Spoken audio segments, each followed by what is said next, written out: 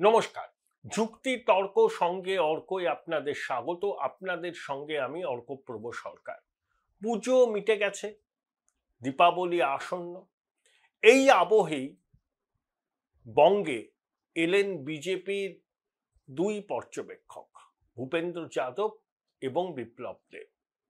সুনীল বানসাল, অমিত মালভিয়া, সুকান্ত মজুমদার, শুভেন্দু অধিকারী, শ্রমিক ভট্টাচার্য, সতীশ ধান, অমিতাভ চক্রবর্তীর সঙ্গে একাদশীর দিন দিনভর বৈঠক হয়েছে। 1250 জন বিজেপির বিভিন্ন স্তরের কর্মকর্তা পশ্চিমবঙ্গে ঘাঁটি গেড়ে থাকবেন। তার মানে এই নয় তারাই সবকিছু সিদ্ধান্ত নেবেন। তারা খুঁটিয়ে দেখবেন সাংগঠনিক পরিস্থিতি, কোথায় বিজেপির সংগঠন মজবুত, কোথাও ততটা মজবুত নয়, কোথায় দুর্বল, ফাঁক ফোকরটাকে কিভাবে মেটানো যায়। এবং সারা রাজ্যের জন্য কিন্তু একটা বিষয় থাকবে না, একটা কমন বিষয় তো থাকবে, সেটা হচ্ছে প্রচারে।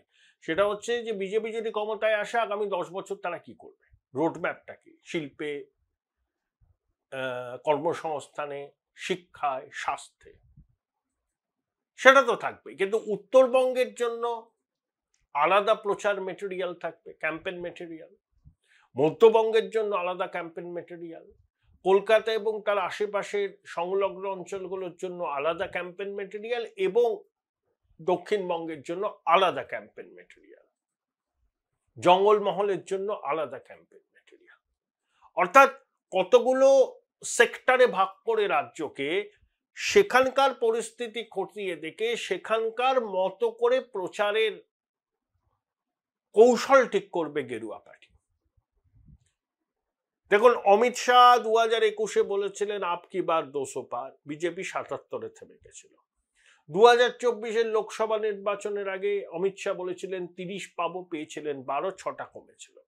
তাই অমিত শাহের মুখ পড়েছে তো শাসক কটাক্ষ করেছে। অমিত শাহ বিজেপির মধ্যে চাণক্য হিসাবে পরিচিত। তিনি বহু নির্বাচনী বৈতরণী বিজেপিকে পার করিয়েছেন। রণনীতি তৈরি করতে তার ভূমিকা অনস্বীকার্য, কিন্তু পশ্চিমবঙ্গের ক্ষেত্রে তিনি সাফল্য পাননি। আবার আপনি যদি অন্য দিক থেকে দেখেন, অমিত শাহের সাফল্য প্রশ্নাতীত। যে বিজেপি 16% ভোট পেয়েছিল 2016-এ, আজ 2025-এ প্রায় 40% ভোট পেয়েছে। 77 জন বিজেপির টিকিটে নির্বাচিত হয়েছিলেন, 12 জন সাংসদ আছেন, 121টা যে পুরসভা আছে তার 2/3 বিজেপি এগিয়ে। 100টা বিধানসভা কেন্দ্রে 2024-এর লোকসভা নির্বাচনের নিরিখে বিজেপি এগিয়ে। তাহলে যে বিজেপি আজ থেকে 10-11 বছরে কেউ ভাবতেই পারত না যে বিজেপি শাসককে চ্যালেঞ্জ করবে পশ্চিমবঙ্গে। পশ্চিমবঙ্গের তৃণমূল বিরোধী জনতার সিংহভাগ মনে করছেন যে তৃণমূলকে হটাতে পারে একমাত্র বিজেপি। এই সিংহভাগ তৃণমূল বিরোধী জনতার মধ্যে বামপন্থীরা আছেন বিপুল সংখ্যায়। তাদের ভোটই বিজেপি পেয়েছে এবং এবারও পাবে। বামপন্থীদের শূন্যের গেরো কাটবে কিনা আমার মনে সন্দেহ আছে। কংগ্রেস কয়েকটা আসন পাবে, বিশেষ করে মালদা এবং উত্তর দিনাজপুরে, সংখ্যালঘু অধ্যুষিত বিধানসভা কেন্দ্রগুলোতে। মালদায় তৃণমূলের পক্ষে খাতা খোলা মুশকিল। তাহলে উত্তরবঙ্গে 54টা আসনের মধ্যে বিজেপি 30টা আসন পেয়েছিল 24-এ। এবার তাদের লক্ষ্য 40টা আসন জয়। পূর্ব পশ্চিম মেদিনীপুর, ঝাড়গ্রাম মিলিয়ে 35টা আসন আছে। বিজেপি পূর্ব মেদিনীপুরে সবকটা আসন পেতে চায়, আর ওই 35টা আসনের মধ্যে তাদের লক্ষ্য হচ্ছে 25টা আসনে জয়লাভ করা। পুরুলিয়াতে বিজেপির পরিস্থিতি আগে যা ছিল এখন তা নেই। জ্যোতির্ময় সিং মাহাতোর জয়ের ব্যবধান কমেছে, কিন্তু সেই ফাঁক ফোকরগুলো বুঝিয়ে নেওয়ার চেষ্টা হচ্ছে, জঙ্গলমহলে বুঝিয়ে নেওয়ার চেষ্টা হচ্ছে। আরএসএস নেমে পড়েছে। আরএসএস বিজেপির যুগলবন্দি, কারণ আরএসএস বুঝতে পারছে যে এই সরকারটা যদি আরেকবার ক্ষমতায় টিকে যায় তাহলে ওই জনবিন্যাসের পরিবর্তন হবে, ডেমোগ্রাফিক চেঞ্জ হয়ে যাবে, তাতে আরএসএস এর যে বিশ্বাস, সেই বিশ্বাস ধাক্কা খাবে। অনুপ্রবেশের সমস্যা যে কতটা ভয়াবহ পশ্চিমবঙ্গে, যারা বাস্তবটা জানেন তারাই সেটা অনুধাবন করতে পারবেন। সীমান্ত সংলগ্ন বিভিন্ন জেলায়, সীমান্ত লাগোয়া বিভিন্ন জেলায়, বিভিন্ন বিধানসভা কেন্দ্রে 2009 সালে যা ভোটার সংখ্যা ছিল, এই মুহূর্তে সেখানে কোথাও 55%, কোথাও 57%, কোথাও 52% ভোটার সংখ্যা বৃদ্ধি পেয়েছে। জাতীয় গড় কি 7%। আবার এই পশ্চিমবঙ্গে এমন বিধানসভা কেন্দ্র আছে যেখানে ভোটারের সংখ্যা কমেছে। তাহলে 50% বেশি হয়ে গেল 15 বছরে সীমান্ত লাগোয়া বিধানসভা কেন্দ্রগুলোর ভোটারদের সংখ্যা। এটা অস্বাভাবিক বললে কম বলা হয়। বহু জল মেশানো আছে ভোটার তালিকা, এসআইআর এ সেগুলো বাদ যাবে। এসআইআর হলে সব থেকে বেশি ক্ষতিগ্রস্ত হবে তৃণমূলের ভোট ব্যাংক। বহু মৃত ভোটারের নাম, একাধিক জায়গায় নাম তোলা ভোটারের নাম এই ভোটার তালিকায় আছে। সেই ভোটার তালিকা যদি সংশোধন করা হয় তাহলে সব থেকে বেশি ক্ষতিগ্রস্ত হবে তৃণমূলের ভোট ব্যাংক।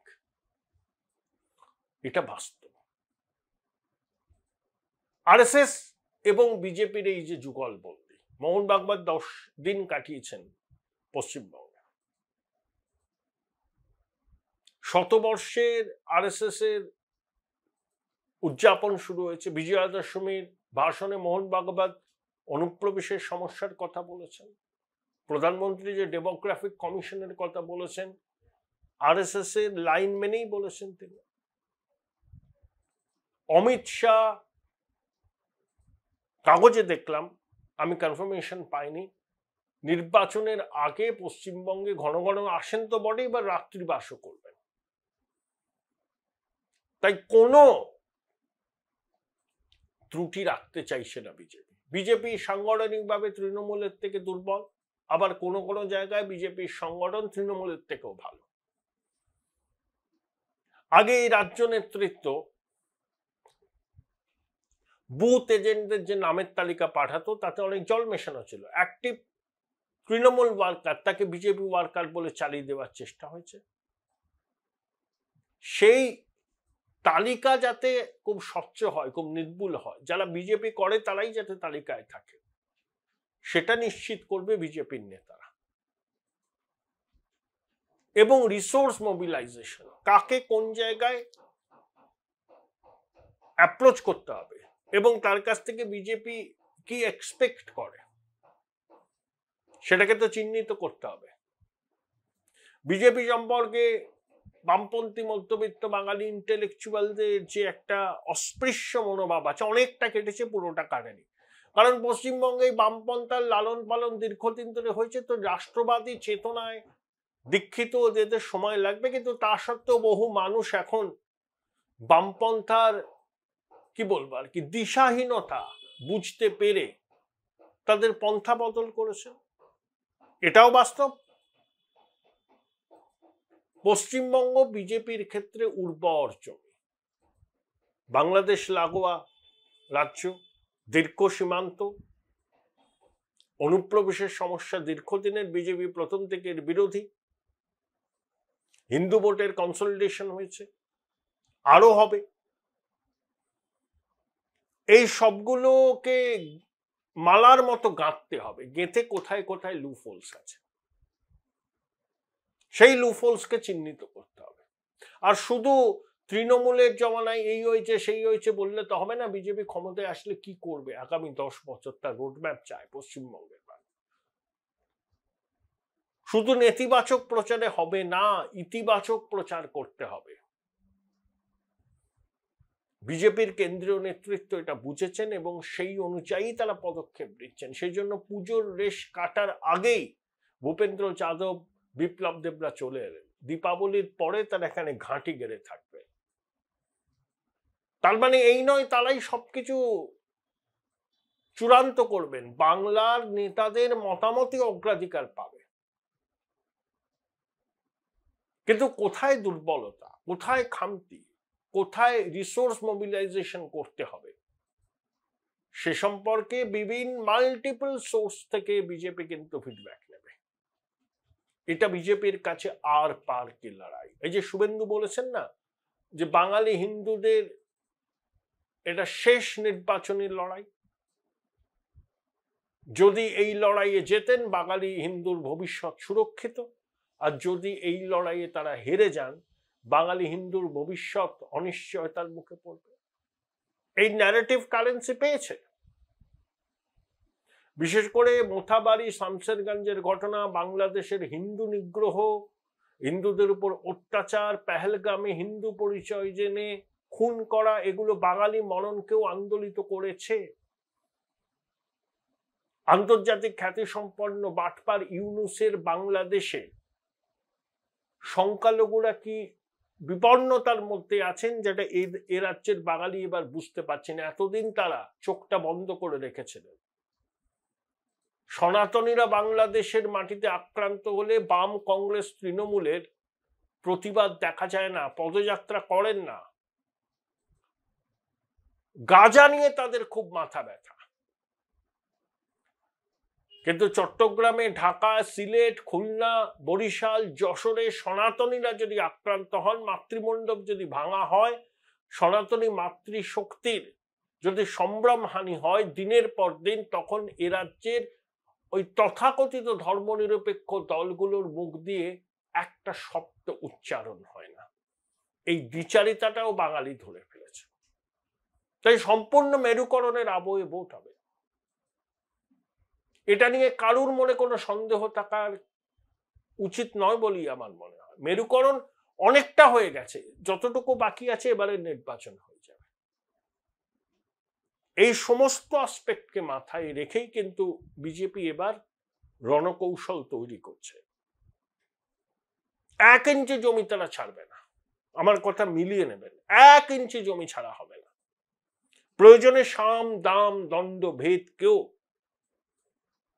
প্রয়োগ করা হবে। কেন্দ্রীয় এজেন্সি বলা হয় স্বায়ত্তশাসিত, আসলে কেন্দ্রীয় সরকারের নির্দেশেই চলে। তাদেরকেও সবুজ সংকেত দেওয়া হয়েছে। প্রয়োজনে প্রভাবশালীদের দরজায় কড়া নাড়ো, সর্বোচ্চ প্রভাবশালীদের দরজায় কড়া নাড়ো। কারণ প্রমাণ আছে।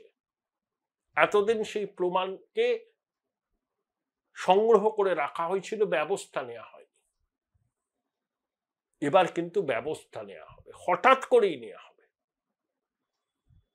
কারণ ওই প্রভাবশালীরা যদি বিপন্ন বোধ করেন এজেন্সির তদন্তে, তাহলে ওই শাহজাহান, জাহাঙ্গীর, কাইজার, মুদাস্সার, মিনি ফিরোজের মতো ওই স্ট্রংম্যান তারাও কিন্তু ঘাবড়ে যাবেন। কারণ তাদের মদতদাতারা যদি বিপন্ন বোধ করেন তাহলে তারাও লেজ তুলে পালাবেন বা ভিন রাজ্যে চলে যাবেন, নইলে ঘরে ঢুকে বসে থাকবেন।